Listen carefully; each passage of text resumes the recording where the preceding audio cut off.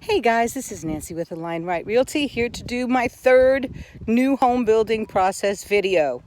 Okay, first, to prepare for the foundation, or actually to prepare for the plumbers because they're the next ones that come in to do work, we have to backfill with clean dirt.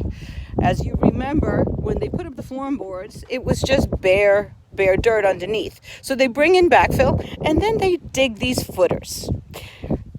These footers are typically 18 to 20 inches deep and 18 to 20 inches wide. And they need to be because it's where your block walls sit, and that's the structure, that's the weight of your home in sitting on that on the perimeter of your home. So it's really important that those footers get dug according to the plan. Anyway, okay, there you go. There is step 3. Next will be the plumbing. Stay tuned for step 4. I hope all your home buying needs align right. Nancy with Align Right Realty. Call or text me with any questions. Have a great day.